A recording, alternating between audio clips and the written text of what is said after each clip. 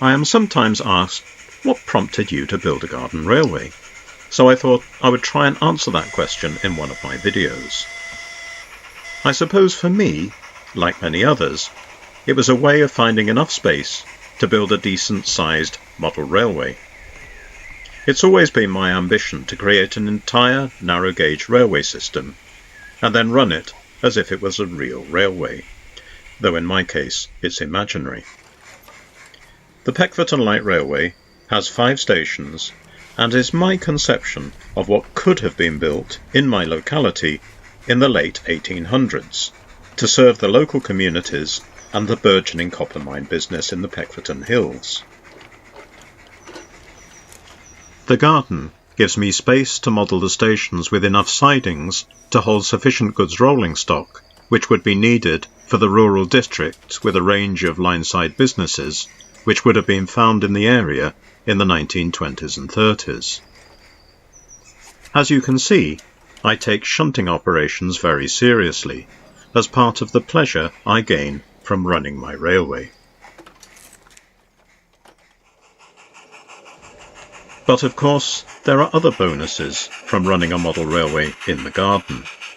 Firstly, there's the sheer enjoyment of being outdoors while engaging in a fascinating hobby.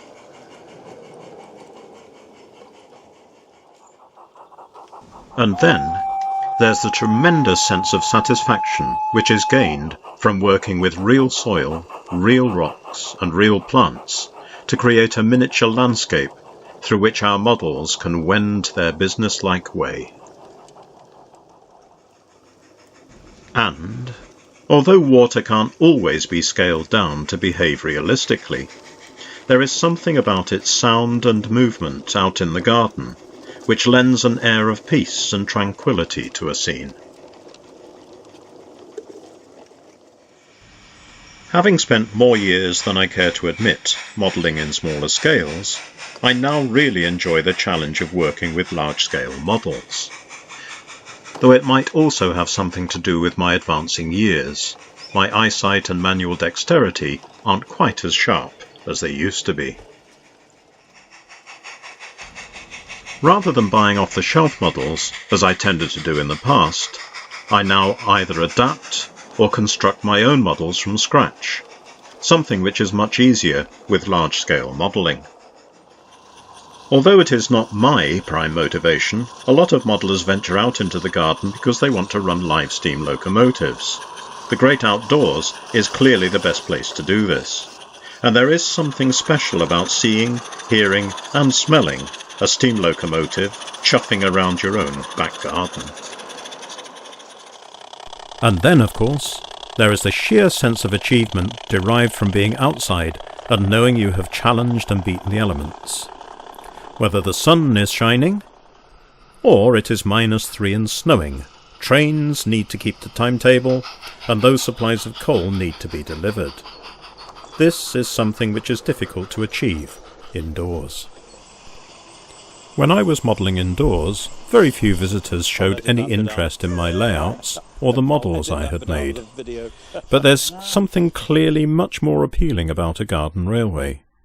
I now sometimes have a waiting list of friends and family who want to know when I will next be running trains.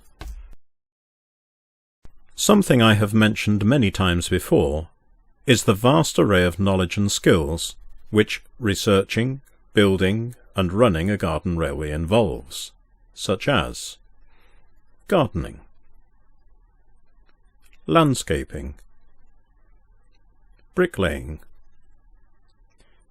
working with plastics, metal and wood, electrical engineering, mechanics, electronics, painting,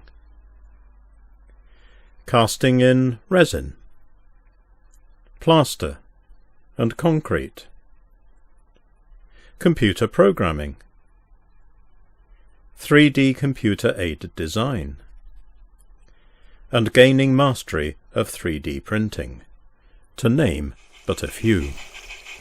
But probably, most importantly, It is an absorbing, if somewhat addictive, hobby, which enables us to create our own worlds, restricted only by the boundaries of our imaginations. Working life today seems hectic and pressurized, with fewer people having time to relax and focus on fulfilling their creative potential. Designing, building, and running a garden railway must surely rate as one of the most satisfying and rewarding ways of achieving this. But then, of course, I might be slightly biased.